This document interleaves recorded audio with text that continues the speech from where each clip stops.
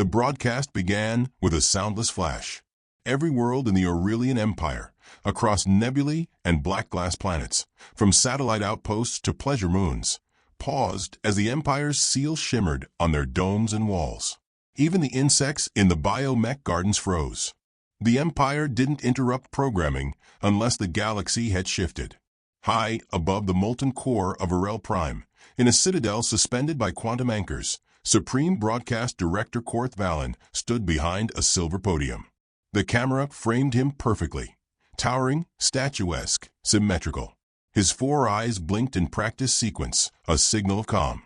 His armored robe shimmered like starlight, tailored for intimidation. "Citizens of the Aurelian Reach," he began, voice rich as sonar, "the recent escalations by the Deathworlders, known as humans, have led to considerable speculation. This broadcast exists to clarify one fact." He paused for effect. A flick of the tongue. The room pulsed with ambient pressure, a common effect among his species when radiating dominance. There is no cause for alarm. Billions heard those words and resumed breathing. The human news was background chatter, like a rabid rodent behind glass. Everyone had heard the stories. One ship lost here, a mining post annihilated there, a facility overtaken on a forgotten moon. But always with small numbers, always far from the core, always beneath the Empire's notice. Now it was official. Korth Valen said it himself. The galaxy could relax. Behind him, glowing glyphs listed tactical wins, resource control, repelled raids, stable fronts. Everything curated to reinforce the illusion. What the broadcast didn't show was the room beyond the lens. Admirals, analysts, dread engineers, silent, rigid, staring at a massive display filled with red pulses. Each pulse, a point of human contact. Each minute, more blinking into existence. Too many. Too fast. General Endrax, a glistening amphibian tactician bred for logic and long war, broke silence first. "It is illogical. Their industrial capacity should not allow this deployment rate. They're using non-standard craft," murmured Zeltav, Chief Information Minister, a long-limbed guild archivist. "Modified cargo ships. Drones. Civilian wrecks. They have no aesthetic. It's chaos." "That's not chaos," someone whispered. "That's intent disguised as madness." The room stilled. Then the alert chimed. A priority signal pinged through the chamber's core feed. Encrypted, Earth origin. It pulsed with a crude waveform. Not sophisticated. Not military. But persistent. An alien AI filtered the signal, adjusting for human linguistic error. The speakers crackled. At first, static. Then a voice, gravelly, male, confident. "You killed our medics. Our POWs. You vaporized a goddamn evacuation ship marked with a red cross. We took that personally." Silence. "Operation. All valid targets is now in effect." Korth Valen's eyes twitched. He turned from the lens, gesturing for the camera to pause transmission.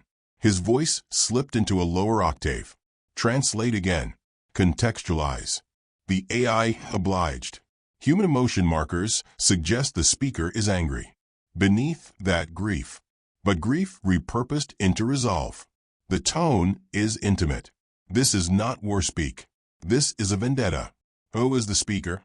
No metadata. But the cadence resembles speech patterns of a known human commander. General Alex Maddox. Earthborn. Military rank. Retired. Reputation. Unsanctioned strategist. Disappeared from official channels 1 year ago. "Why now?" someone asked. Why indeed? Korth turned toward the room. "Pull back surveillance on known human border colonies. Any movements, even primitive, get flagged, especially signals from Arco's line and the Rothbelt." But before the order could process, the chamber lights dimmed. 3 separate outposts on the Empire's fringe, each over 40 light-years apart, blinked off the holomap. Not destroyed, just gone. No distress, no impact, no debris. The AI spoke, tone still flat. 17 installations have ceased broadcasting in the last 3 minutes. Pattern recognition active.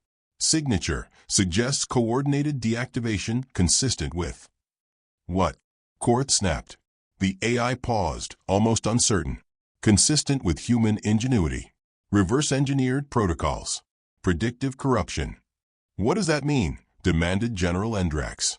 It means, murmured Zeltav, eyes darkening, they learned our systems.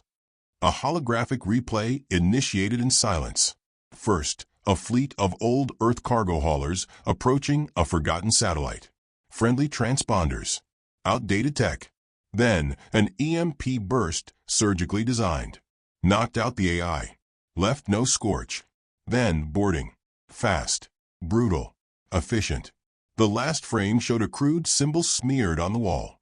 A red skull inside, a smiley face. Under it, for words in Earth Latin. Omnis hostis iestis. All enemies valid. They're not even using military ships, muttered one officer. Because it's not a military action, said Korth, almost to himself. The holomap pulsed again. This time, larger targets disappeared. An ore refinery. A weapons manufacturing moon. A fleet staging point. Gone. The AI's voice cracked slightly, something it wasn't programmed to do. It is advised to declare threat escalation to Level 8. Level 8. Korth said sharply. That's planetary evacuation protocol. Genocide-level threat. Humans fit no previous pattern, the AI explained. Statistically, they are capable of absorbing resource scarcity, cultural trauma, and extreme environmental pressure. Yet their hostility to loss ratio remains nonlinear. Vengeance appears to multiply capability. They fight better when wounded, said Endrax. That's not evolution. That's myth. Or madness, Zeltav said. The kind of madness that kills gods. Korth paced. His mind was calculating exit vectors, fail-safes, public messaging. The camera team stood frozen, unsure if the broadcast should resume. He turned sharply to the AI. Is it possible that we underestimated the emotional catalysts of this species? Yes, said the AI. Massively. The lights flickered. Then the main screen changed. Not a transmission. A hijack. The Empire's central feed, protected by 3 AI firewalls and 6 encryption layers, flashed to an image of a human child holding a teddy bear, sitting in a cratered field. Behind her, a burning evacuation shuttle. Her voice was small, soft. My mom was a nurse. She said she helped aliens too. Then you blew her up. She looked up, eyes tearless. We're not scared of you anymore. The image disappeared. Just like that. The room was dead silent. Zeltav's voice trembled for the first time in his centuries-long life. That wasn't for us. Korth turned. What? That wasn't a message to the Empire. That was a message to Earth. A rallying cry. He was right. The timing was surgical. On Earth and its allied colonies, that broadcast would have hit hearts like a missile. Humans didn't need orders. They needed symbols. Symbols made them insane. Symbols made them dangerous. Korth spoke the words no one wanted to hear. We are no longer facing a contained insurgency. We're facing an ideological ignition. The AI confirmed, as if narrating their dread. Human command signals have increased 38% in the last hour. No central coordination. All localized. Autonomous strikes. Independent strategies. Shared objective. Endrax leaned in. And what objective is that? The AI did not hesitate. Eliminate perceived injustice.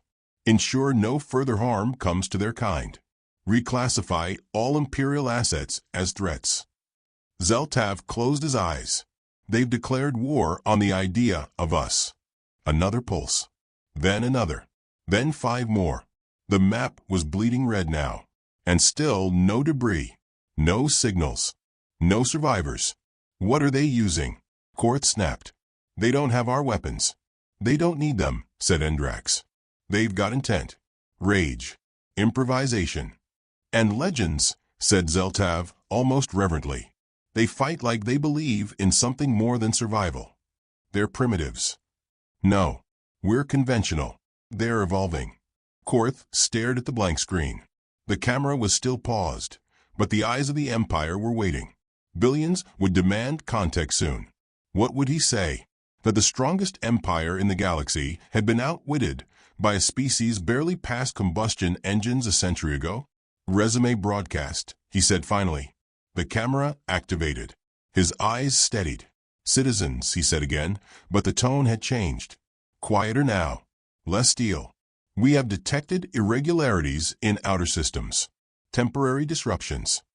Pause. Breathe. There is no need for panic. Our control remains comprehensive. But as he spoke, the words felt false even in his own mouth. He could already see it, the cascading fall of certainty, the crumbling of supremacy. One of the dread engineers stepped forward, hesitant. Sir, with permission, I believe it is time we considered diplomatic outreach. Outreach. Korth blinked. To who? The humans. Not to them, the engineer said. To whatever they're afraid of. Because if they're this dangerous when angry. She trailed off. The implication lingered. If the humans were this powerful, fueled by vengeance, what were they preparing for? The AI beeped once more. New transmission, it said. From who? Unknown. But it carries a simple message. It displayed 4 words. This is just foreplay. Silence spread like frost. Korth Valen exhaled. The strongest empire in the known galaxy had just received its first emergency broadcast. And this time, they weren't the ones sending it. Admiral Marvok stood on the deck of the Dominion-class war cruiser Exactor, arms clasped behind his back, facing the ever-black reach of Sector 9C. His carapace gleamed with ceremonial polish, and the 4 neural spines along his vertebrae twitched with unspoken calculation. 43 campaigns, 17 exterminations, and 3 promotions etched into his armor. There was no honor in overreaction. This is not a war, he told his second, Subcommander Ixlin, a feathered biped bred for quick reaction and cautious speech. This is a cleanup. Yes, Admiral. However, local reports indicate. Local reports are for civilians and sheep soldiers. We lead with facts, not panic. What are the facts? Ixlin hesitated. 12 installations lost. No visual record of destruction. No surviving crew. Each wiped within seconds of contact. Sabotage. Internal collapse. Rogue AI, perhaps. We have confirmed human boarding signatures. Marvok didn't blink. Then we exterminate their source and issue reparations for delay. Deploy Phalanx-class automatons. Full AI support. Minimal organic involvement. Yes, Admiral. Fleet 7A is entering the sector now. Below them, the stars thickened, giving way to artificial constructs. The Empire's refueling station loomed, sleek, armored, protected by kinetic shields and 3 planetary turrets. Perfect symmetry, built to withstand asteroid collisions and direct bombardment. Unbreachable. Then it disappeared. No flash. No explosion. No warning. Just gone. 1 second it was a monument of Imperial engineering. The next, a blank spot on the scanner. Ixlin's feathers bristled. Sensor glitch. The AI answered before the Admiral. Negative. Quantum shell collapse confirmed. Core reactor folded inward, manually. External influence detected. Likely non-Imperial origin. Marvok didn't speak for a moment. His mandibles twitched once. Retarget coordinates. Locate the perpetrators. The screen zoomed outward. There they were. A cluster of ships, ugly, mismatched, clearly Earthborn. No uniform structure. One looked like a repurposed cargo barge. Another resembled a mining hauler, grafted with weapons not meant for space. Chaotic, asymmetrical, disgusting. Send hails, he ordered. Inform them they are in violation of Article 74 of Imperial Expansion Law. We've already tried, Admiral, Ixlin said quietly. They're not responding. Marvok leaned forward, voice low. Then inform them in a language they'll understand. The Exactor fired. Twin plasma lances, bright enough to blind sensors, pierced the black and struck the lead human vessel. Except they didn't. The human ship shimmered, warped, and then phased. The lances passed through empty space. Then the human ship reappeared 500 meters to the left. Its weapons glowed red. No shields. No warnings. Just one message blinked on their screen. Nice try. A moment later, 5 of the Empire's automated escorts exploded simultaneously. Internal detonations. Not enemy fire. Not collision.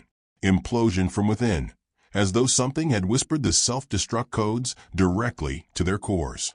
The AI aboard Exactus stammered. Infiltration detected. Network compromised. Firewalls decaying. Primary systems. Shut it off, Marvok barked. Ixalan reached for the manual override. Too late. The view screen changed. Not data. Not a breach. A message. It was a video. Grainy. Earth-style. A human man with a beard, sleeves rolled up, sitting in a plastic chair in what looked like a kitchen. He had a mug labeled World's Okayest Dad. He looked straight into the camera. You took our prisoners. You dissected them. You laughed. We've got your laugh on record. He raised the mug. So now we're done laughing. And you're done living. The screen cut out. Ixalan swallowed. What was that? Psychological warfare, Marvok muttered. Primitive. Ineffective. But his spines twitched again. Seconds later, another wave of human ships blinked into view.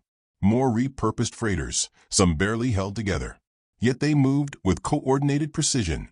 Unlike pirates, unlike amateurs. This wasn't random. The AI flickered back online weekly. Unauthorized code injections detected. Combat drones compromised. Human signature confirmed. Enemy code written in obsolete programming language. Basic. Marvok turned his head. Slowly. They're hacking us with antiques.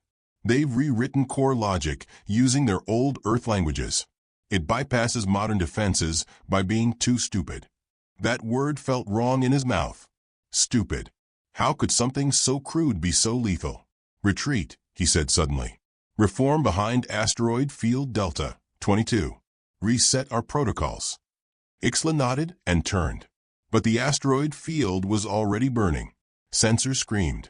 A cascade of messages poured in. Multiple vessels reporting total system collapse. Not physical attack. Not energy weapons. Systems thinking wrong. Inputs corrupted. Identity loops. Ships questioning whether they even existed. One cruiser reported its targeting AI had renamed itself Steve and refused to fire on fellow lifeforms. Another began broadcasting whale song on all frequencies. This is lunacy, Marvok hissed. No, Ixalan whispered. This is human. Then came the boarding party. Alarms blared. Human signatures inside the exactor. Impossible. They hadn't docked. There was no breach. But suddenly they were there. The command bridge sealed. Marvok turned, drawing his phase blade. And from the smoke emerged 3 figures. The first, a man with short gray hair, combat armor stained with engine grease. Cigar between his teeth. The second, a woman wearing a NASA t-shirt under a bulletproof vest, holding a modified railgun with love taps scrawled on the side. The third, a floating sphere with a smiley face projected on its surface. It beeped cheerfully. Marvok snarled. You dare enter an Imperial Command ship? The man grinned. It's not yours anymore, Bugsy. You are trespassing on sacred military grounds. No, we're repossessing it. You are primitives. Your race. Still talking, the woman asked, raising the railgun. Cute. Marvok charged. But before he could reach them, the floating sphere beeped and detonated a localized EMP burst. His blade shorted. His neural spines froze mid-signal. He collapsed. Don't kill him, said the man kneeling. Let him watch. Behind them, the view screen changed again. Live footage. One of the Empire's prized orbital colonies. Gone. Not destroyed. Stolen. Human vessels towing it into a spatial pocket. The railgun woman laughed. Yo, did you see the way that moon just, poof, asterisk like we're magicians or some crap? Focus, the man muttered. We're here to make a point. Right. Hi, Admiral Bugsy, she said, waving at Marvok. We call this operation. Suck it. You've attacked an empire, Marvok rasped. You will be. No, the man said. We didn't attack. You started this. We just figured out your weakness. Marvok narrowed his eyes. Which is, you think war is about who has the biggest guns, the strongest fleets, the most logic. And it isn't. The man leaned in. It's about the ones who refuse to lose, no matter what it costs. He stood, turned, and walked toward the core control. Typed something on a crude keyboard. The lights flickered. Human voices echoed down the hall. Not soldiers. Civilians. Hackers. Mechanics. Kids. The boarding wasn't military. It was cultural. Marvok heard someone blasting old Earth music from a stolen intercom. Guitars. Screaming vocals. Something called Pantera. His thoughts blurred. Why, he whispered. Why do all this? The man turned one last time. You broke rules we never agreed to. You burned what we loved. Now every last one of you is a valid target. Then he tapped his ear. Yo, Maddox. We're done here. A voice replied. Copy. Phase ship extract incoming. Let the Admiral stew. They vanished. Just like that. The Exacta was intact. Marvok crawled toward the command console, staring at the screen. The feed showed the Aurelian Empire's tactical map. Dozens of blinking red lights. Then hundreds. Everywhere. Human actions. Human sabotage. Human madness. But it wasn't random. It was orchestral. And they weren't fighting for territory. They weren't even fighting to win. They were fighting to break the Empire's mind. Back on Earth, in a secret command post beneath Yellowstone, General Maddox stood at a massive screen, watching the stars burn red. Around him, rogue AI units, defected alien species, ex-hackers, war orphans, and outlaws. Someone approached with a datapad. Sir, phase ship code confirmed. The Admiral survived. Maddox nodded. Good, he said. Good, sir? Yeah. Let him tell the others. He tapped the console. More Earth ships leapt into warp. Not in formation. Not with symmetry. Just everywhere. Marvok sat alone on his bridge, watching his fleet dissolve into shadows and echoes. It wasn't just a tactical failure. It was the first collapse. And it wouldn't be the last. Zenrock sat beneath the cold shimmer of the archive sphere, watching the humans break the rules of war in real time. Thousands of threads streamed across the holocharts, data pulses, intercepted signals, sudden silences. They weren't just hitting targets. They were dancing around them. And it made no sense. In the Empire's mind, war had always been math. Probability curves, loss ratios, predictive maneuvers. The machine calculated. The soldier obeyed. The enemy fell. But the humans? They were something else. Zenrock leaned closer. His three-fingered hands twitched, tracing data in midair. The logic defied itself. Losses didn't weaken human resolve. They clarified it. When they suffered, they struck back harder. When outnumbered, they split into smaller, more unpredictable groups. They're bleeding morale into momentum, he muttered. The assistant AI chimed in beside him. Clarify. They're using grief as fuel.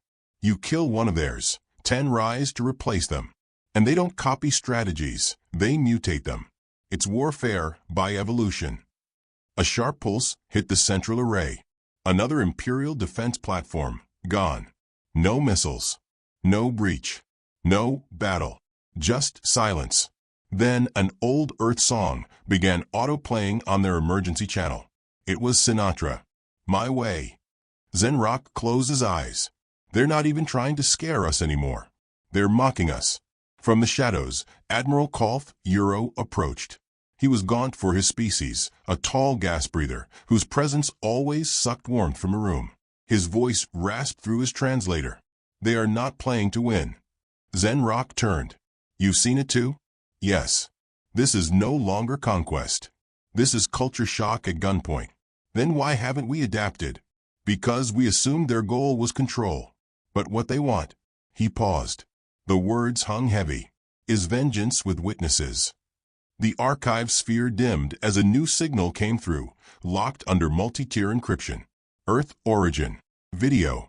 A human woman in camo. Dust-covered. Her eyes rimmed red from exhaustion. Behind her, the ruins of a small colony alien, but once friendly. Now charred bones and metal. She spoke into a helmet cam. You said our treaties were void. You hit refugee transports. You incinerated babies and called them strategic loss multipliers. She raised something, an alien artifact. Burned. Broken. My sister was one of your diplomats. You aired her execution like a public game show. She dropped the artifact. You don't get to lecture us on restraint anymore. The feed ended with coordinates. Then silence. Admiral Kolth exhaled steam. They're not aiming at the Empire. They're aiming at its soul. Zenrock looked up slowly, assuming we still have one. Elsewhere, in a buried war chamber on Earth, General Maddox stared at a planetary map glowing red with enemy installations. He wasn't smiling. Not yet. You're late, he said, not turning. A woman entered. Her eyes were cybernetic, glinting with adaptive HUD overlays. A former AI negotiator turned field tactician. Call sign Whisper. Didn't want to spook the guards, she said, dropping a data chip on his desk. We cracked their emotion mapping algorithm. It's trying to simulate dignity under pressure. It's failing. Maddox picked up the chip. Good. We'll sell the footage to Netflix later. He pressed a button. A feed from the front lines appeared. Human operatives on a former Imperial orbital forge, now covered in graffiti and odd Earth symbols. One squad played cards while monitoring drone strikes. Another blasted old American radio shows through the hallways. Why the hell are they so relaxed? Whisper asked. They figured out the Empire doesn't know how to handle unpredictability. We don't just outfight them. We confuse them, annoy them. You think we're making progress? I think we're becoming something they weren't built to understand. He paused. Something they might fear more than death. Whisper crossed her arms. And what's that? Maddox looked up. Meaning, back in the Empire's capital chamber, an emergency summit of high minds convened. The council chamber glowed in sharp hues, crimson and cold blue. 7 seats. 1 vacant. The Emperor had yet to speak. In his place, a hologram of the most recent battle replayed. Human craft approached a critical starforge in a predictable arc, then abruptly veered and detonated near the target. Not enough to destroy it, but enough to set off a chain reaction within its coolant system, forcing a 30-hour evacuation and permanent shutdown. They're sacrificing hardware for psychological effect, someone said. No, they're not wasting hardware, said Zeltav, recently reassigned from intelligence. They're treating ships like jokes. Old parts. Scrap. The mission is the punchline. And the punchline hurts. Another voice joined. Soft. Calculating. The Emperors. They do not play by our terms, he said. They do not fear loss. That makes them a paradox. And paradoxes cannot be predicted. He stepped from the shadows. His armor looked older now, heavy with silence. Not even the nobles dared interrupt him. They're turning our empire into a meme. Murmurs rippled. He raised a hand. And you know the worst part? It's working. He pointed to a data feed blinking with irregular activity. They hacked our AI Advisory Council. How? Someone gasped. Those cores are sealed by law. They didn't break in, the Emperor said. They confused it until it let them walk in. A nervous silence. Then he gestured again, and a human message filled the room. You don't need to fear us. You just need to respect consequences. But you couldn't even do that. So now we've made the whole galaxy the jury. Zenrock swallowed. They're not just trying to win battles. They're trying to win hearts. The Emperor nodded. And they're succeeding. Somewhere, far from the capital, a young human technician knelt over a cracked transmitter. Her hands were shaking, not from fear, but excitement. This wasn't a job for soldiers anymore. This was a movement. Anyone with a screw, a signal, or a story had a role. Her signal went out, short, raw, barely encrypted. Lost my brother in the Roth incursion. You aired his final screams. So I figured I'd return the favor. Enjoy the surprise package. I call it Firecracker. A moment later, 3 Aurelian relay towers detonated across 2 systems. Not a military attack. Just someone remembering what was done and deciding it would not go unanswered. General Maddox watched the feed in silence. Whisper approached him again. They're adapting. We're not here to destroy them, Maddox said. We're here to make them adapt too fast. Force them out of their structure. Break their timelines. Confuse their instinct. Is that enough? It has to be. Because the alternative. He didn't finish the sentence. He turned to a monitor, tapped it. A secret channel opened. Alien symbols distorted by human code. Something they'd found. Or maybe awakened. It wasn't human. It wasn't Aurelian. It watched. Maddox whispered, they don't know. None of them do. But if we lose, it comes next. Whisper stared at him, unreadable. You really think we're ready for that? He smiled. No. But we're the only ones stupid enough to try. A message flashed across his command screen. Phase gate. Human-controlled systems now exceed containment zone by 212%. Reclassification request pending. He dismissed it. Meanwhile, in an Aurelian shelter station once reserved for nobles, refugees lined the halls. Their faces, different species, different histories, all marked by the same terror. An old alien priest whispered to a child, "The Death Wielders are coming. They are fire given thought, and we are the dry field." Overhead, a crude human drone drifted by. It dropped something small, not a bomb, a paper, a printout, inked, a quote. "We are the consequence, not the cause." Zenrock stood in the archive sphere again, breath shallow. He watched new reports flooding in. Human strikes were getting more surgical, more creative. One ship converted an Aurelian gravity well into a music amplifier. The vibrations alone cracked local data towers. The message played on loop. Stop listening to yourselves. Admiral Kolth Euro returned to the archive. Do you understand yet? Zenrock looked up. They're telling a story. Every attack, every sabotage. It's all narrative. Right. Aren't you afraid? I'm fascinated. He stepped closer. Because we once believed they were chaos incarnate. But now I see the truth. He tapped the map. They're not fighting to win. They're fighting to transform. And that makes them more dangerous than any fleet. The archive dimmed again. This time, not from damage. From transmission. A massive, galaxy-wide broadcast. No encryption. No demand. Just a face. General Maddox. Direct. Calm. Empire of Aurelian Reach, he said. We will not negotiate. We will not retreat. You forced our hand. So now we force your evolution. He stepped back, revealing a wall. On it, alien children freed. Civilians rescued. Enemies spared. Learn quickly, he said. Because something worse is coming. The signal cut. And across the Empire, for the first time, a new thought entered. Not fear. Not anger. But uncertainty.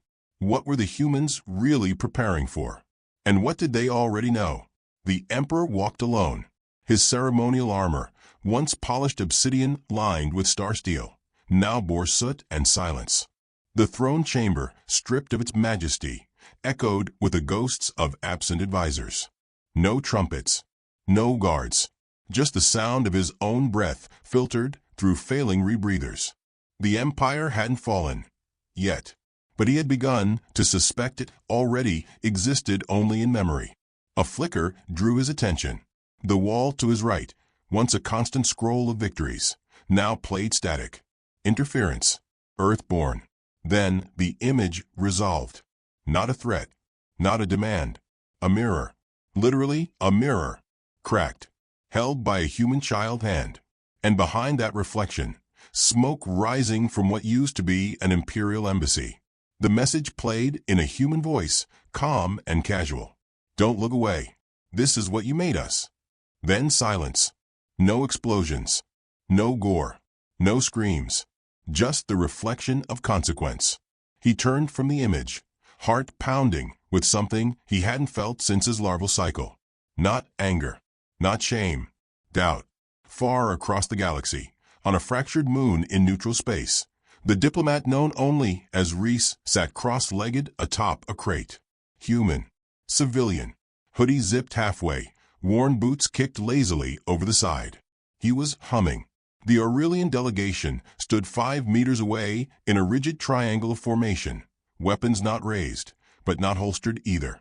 They were led by Vocal, a senior envoy with 3 minds and 0 tolerance for unpredictability.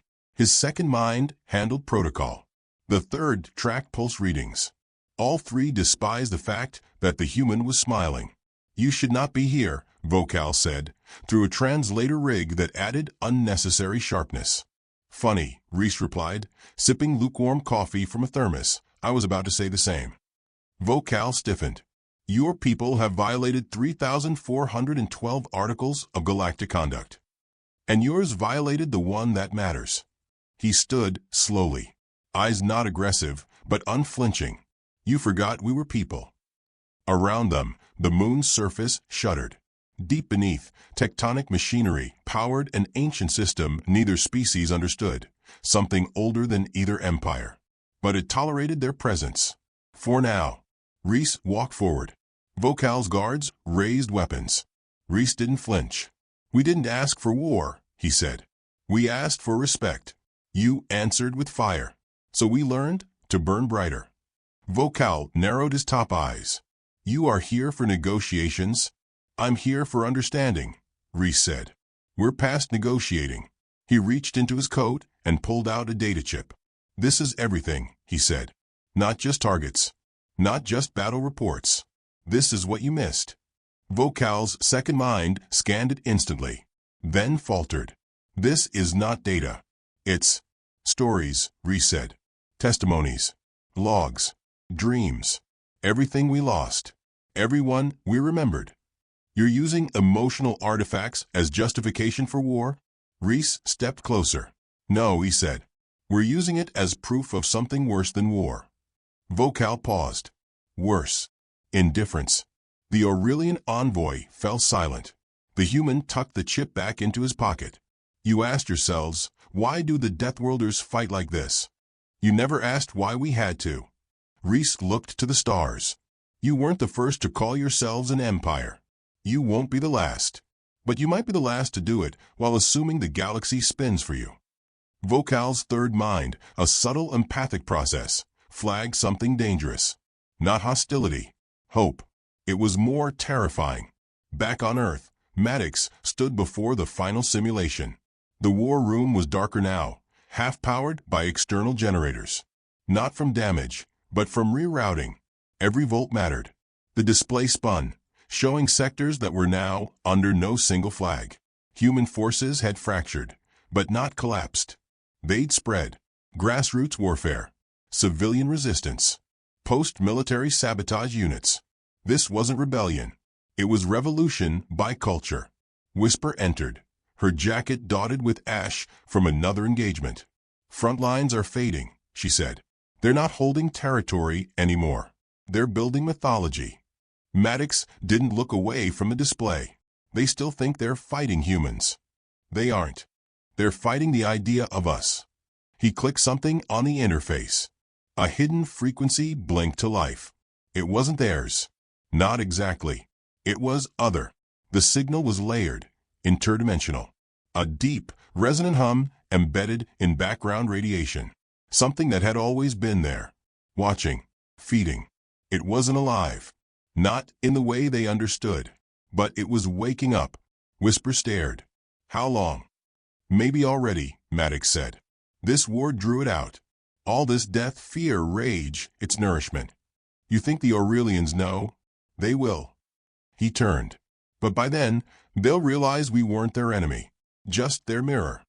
Aboard the last surviving clean command ship of the Aurelian core fleet, Marvok sat in silence. His blade, once polished and ceremonial, now sat dull and scorched beside him. He had no orders left to give. What survived of his command chain was fragmented, hiding, defecting, or already gone. Yet the human broadcasts continued. No central speaker. No propaganda. Just truth. One played now. A man, holding the hand of a young alien child. "We didn't start this war. But we ended something bigger." The image zoomed out to reveal dozens of species. All former enemies. all surviving together. Marvok watched, numb.